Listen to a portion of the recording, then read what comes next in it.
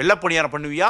அது எனக்கு பிரமாதம். உனக்கு அரிசியை தலையில தட்டி அதுல உளுந்த போட்டு 1/2 மணி நேரம் ஊற விட்டு 1/4 மணி நேரம் மொசு மொசுன்னு மாவு கல்ல ஆட்டி எடுத்து எண்ணெயில போட்டு பொசு பொசுன்னு எடுத்தா வெள்ளை பணியாரம்ங்க. பார்த்தீங்களா, அவ்வளோதாங்க வெள்ளை பணியாரம். நம்ம சூர்யா சார் சொன்ன மாதிரி 2 இன்க்ரீடியன்ஸ் தான். நான் சொல்கிற அதே பக்குவத்தில் எந்த ஆல்ட்ரும் பண்ணாமல் செஞ்சிங்கன்னா வெள்ளை பணியாரம் சூப்பராக வரும். எந்த ஒரு செட்டிநாடு ஃபங்க்ஷனும் இந்த வெள்ளை பணியாரம் இல்லாமல் கம்ப்ளீட்டே ஆகாதுங்க. சரி வாங்க ஃப்ரெண்ட்ஸ், டைம் வேஸ்ட் பண்ணாமல் நம்ம வீடியோக்குள்ளே போகலாம்.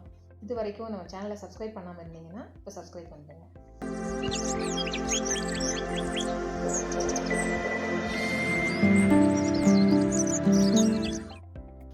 ஃப்ரெண்ட்ஸ், ஃபஸ்ட் நம்ம அரிசி ஊற வச்சுக்கலாம். அதுக்கு பச்சை அரிசி தான் தேவை. அந்த பச்சை அரிசியும் நல்லா குண்டு குண்டாக குள்ளமாக இட்லி அரிசி மாதிரி இருந்தால் தான் பணியாரம் நல்லா வரும். அதனால் அந்த மாதிரி ரைஸ் பார்த்து வாங்கிக்கோங்க. ஆனால் தமிழ்நாட்டை விட்டு தான்னா அந்த மாதிரி பச்சரிசி கிடைக்காது. ஸோ அப்போ என்ன பண்ணலாம், நம்ம சோனா மசூரி போட்டுக்கலாம். அப்படி சோனா மசூரி இல்லைன்னா பாஸ்மதி ரைஸும் இட்லி ரைஸும் ரெண்டும் ஈக்குவல் ப்ரொபோர்ஷனில் பாதி பாதி நம்ம மிக்ஸ் பண்ணியும் போட்டுக்கலாம். அதுக்கு முன்னாடி நமக்கு என்ன கப் எடுக்கிறோங்கிறது ரொம்ப முக்கியம். இது வந்து நான் உலக்குன்னு சொல்லுவேன். எங்கள் ஊரில் இந்த உலக்கு எடுத்துக்க, நீங்கள் எந்த கப் வேணால் எடுத்துக்கலாம். ஆனால் இதே கப்பில் தான் உளுந்தும் போடணும். நம்ம எப்படி போடுறதுன்னு பார்க்கலாம். இந்த கப்பில் என்ன பண்ணுங்க, ஹீப்பாக வேண்டாம். எடுத்துட்டதுக்கு அப்புறமா இப்படி தலையை தட்டிடுங்க. தலை தட்டினதுக்கப்புறம் இதை ஊற வைக்கிற பாத்திரத்தில் வச்சு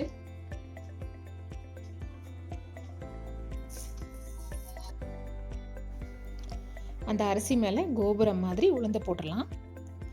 உளுந்த போட்டதுக்கப்புறம் எக்ஸஸாக இருக்குது பார்த்தீங்களா பாத்திரத்தில், அதை திருப்பி நம்ம பழைய பவுலுக்கே மாற்றிடலாம். ஏன்னா அது நமக்கு தேவையில்லை. இந்த கப்பில் இருக்கிறது தான் நமக்கு தேவை. அதே மாதிரி இப்போ இன்னொரு கப் எடுக்கிறோம். அந்த கப்லேயும் அதே மாதிரி தலையை தட்டிட்டு அது மேலே அதே மாதிரி கோபுரம் போல்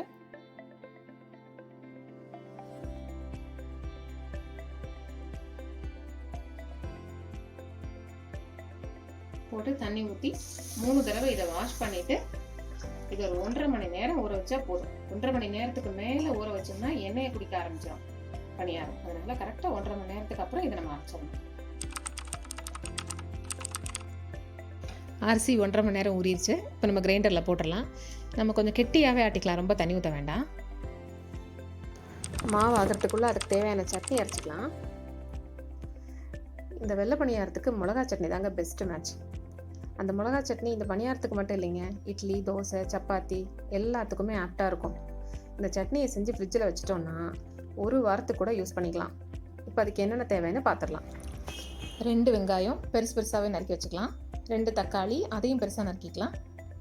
அப்புறம் ஒரு 20 பல் பூண்டு அதை உரித்து அதோடு சேர்த்துக்கலாம். 8 வரமிளகாய், 1 ஸ்பூன் கல்லுப்பு, 1 இன்ச்சு புளி.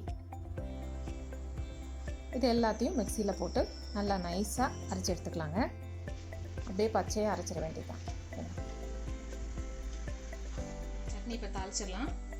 2 கரண்டி எண்ணெய் ஊற்றிருக்கேன். இப்போ அதில் கொஞ்சம் கடுகு வெடிச்சிருச்சு. வெடித்தோடனே உளுந்து கொஞ்சம்,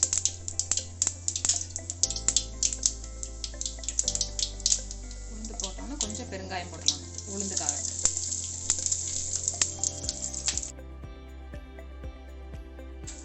சட்னி அதில் ஊற்றிடலாம். ஆனால் அடுப்பை கம்மியாக வச்சுக்கோங்க ஃப்ரெண்ட்ஸ். அடுப்பு கூட இருந்தால் இது படப்படான்னு தெரிக்கும், நம்ம மேலே பட்டுரும். அதனால் அடுப்பை எப்பயும் சிம்மில் வச்சுட்டு செய்யுங்க இந்த சட்னியை.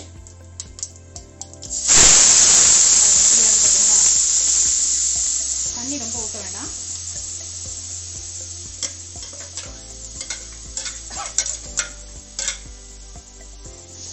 ஒரு 10 நிமிஷமாவது இப்படியே இருக்கணும். கம்மி ஃப்ளேமில் வச்சுட்டு மூடி கூட வச்சிடலாம், எல்லாம் அப்படியே தெரிக்கும் நம்ம மேலே. அதனால் ஒரு 5 நிமிஷத்துக்கு ஒரு தடவை எடுத்து நம்ம கிண்டி விட்டுக்கலாம். இதை அப்படியே மூடி வச்சிடலாம். 10 நிமிஷம் கழிச்சு இந்த சட்னி ரெடி ஆயிடும். ஆனால் அடுப்பு கண்டிப்பாக சிம்மில் இருக்கணும். சட்னி தாளித்து 12 நிமிஷம் கழித்து பாத்திரத்தில் ட்ரான்ஸ்ஃபர் பண்ணியாச்சுங்க. பாருங்கள், அட்டகாசமான செட்டிநாடு சட்னி ரெடி. நான் சொன்னபடி அப்படியே அரைச்சிங்கன்னா இதே கலரில் இப்படியே கிடைக்கும்.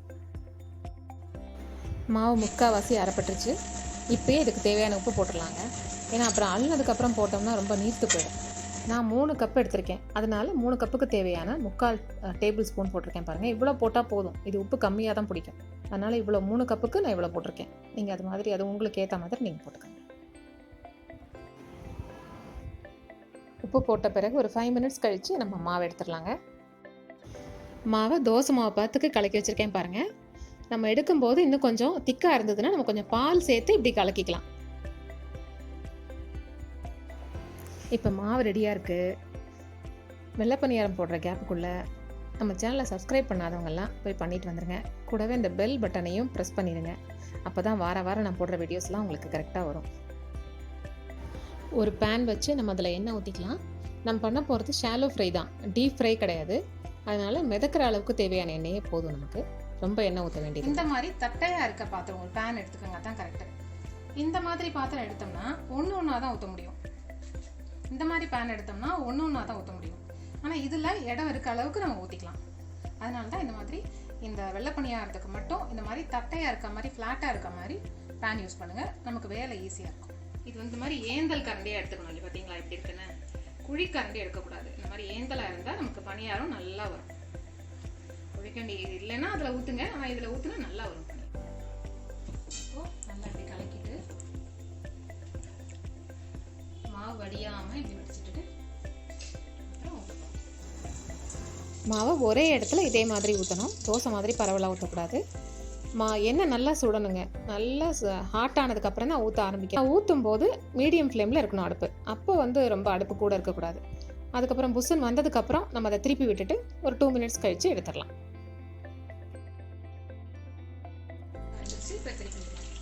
திருப்பி 2 நிமிஷம் கழித்து எடுத்துடலாம். ஒருவேளை நீங்கள் பணியாரம் பண்ணும்போது அந்த பணியாரம் எண்ணெயை குடிச்சிருந்ததுன்னா, அதாவது ஆலியாக இருக்குது நீங்கள் ஃபீல் பண்ணியிருந்தீங்கன்னா, ஒன்று நீங்கள் உளுந்து கூட போட்டிருக்கணும். இல்லைன்னா உங்கள் உளுந்து ரொம்ப நல்ல குவாலிட்டியாக இருக்கும். ஸோ அதை ஈடுகட்ட நம்ம என்ன பண்ணலாம், 2 ஸ்பூன் அரிசி மாவை அந்த மாவில் கலந்துருங்க. 2 ஸ்பூன் மட்டும் கலந்துட்டு ஊற்றுனீங்கன்னா எண்ணெயை குடிக்காது. பாருங்கள், வெள்ளை பணியாரம் மிளகாய் சட்னியும் ரெடி ஆயிடுச்சு. நீங்களும் இது உங்கள் வீட்டில் செஞ்சு பார்த்துட்டு எப்படி இருந்துச்சுன்னு எனக்கு கமெண்ட் பாக்ஸில் சொல்லுங்கள்.